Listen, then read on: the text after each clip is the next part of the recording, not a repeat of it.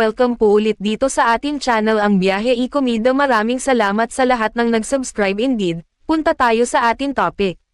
July 30, 2025. TVJ, sa kanilang kwentong 46th anniversary ng Itbulaga. Happy 46th birthday Itbulaga! 46 years na ang 1,001 tuwa, July 30, 1979, nagsimula ang Itbulaga. Makigulo makisaya sa inyong paboritong Itbulaga. Kwento ng TVJ published as is. Happy birthday Itbulaga, lahat po tayo lumaki na with Itbulaga, magsama-sama sana tayo. Yung first airing nun, nandun yung nervyos, but more of a excitement, kasi this was a new page for us, noon nag-umpisa ang Bulaga alanganin kami. Napakaraming kwentong Itbulaga, iatras ko pa ng konti. Mga 1978 si Vic at si Joey kasama ko na mag-host ng Binibining Pilipinas Nationwide Search. Yun pala tinetesting na siguro kami nila, hindi namin inaasahan na makasabay yung student canteen dahil ang nangyari pa nga nun sabi ni Vic halika na. Tanggapin na natin makabili lang ako ng kotse tapos tama na, paano kami napa-oo, wala trip lang. Hindi it's a long process. May nag-offer sa amin. Actually 2 production yun nung inalok na kami ni Tony Tubiera, matagal na naming pinag-isipan, sa mabilis na kwento, ang ginawa namin o ganito lang pare, kausapin natin yun makipagkita sa atin, 5:30 sa Intercon parking area, kung sino dumating ng sa oras, yun ang tanggapin natin.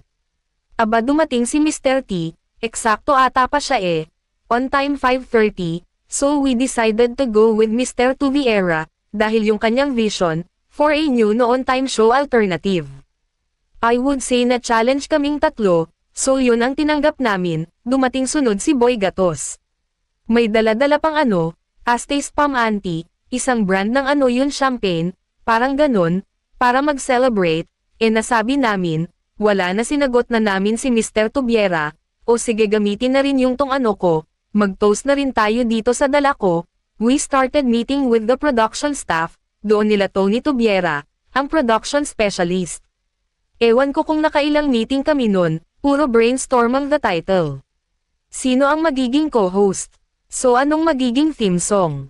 Lahat ng preparasyon para sa production.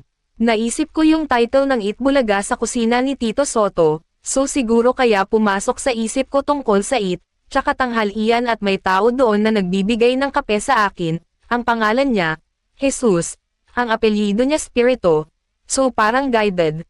Noon tinanggap namin si Mr. T, ayun medyo hirap na hirap kami first 2 years we were struggling, walang advertisers. Parang walang masyadong nanonood, yung hindi kami makasweldo, dahil nawala yung sweldo namin, na naiwan sa taxi, at that point kasi there was no turning back anymore. Wala na tayong atrasan dito diretso na natin, alam mo mabigat, hindi alam ng tao. Hanggang ngayon wala kaming kontrata. Baka talagang pagkakaibigan yun sa amin nila Mr. T.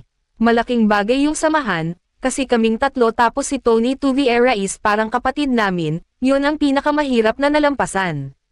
So nung magtagumpay, yun diretso there were times medyo bababa ng konti, tapos may mangyayari na paputok na naman no.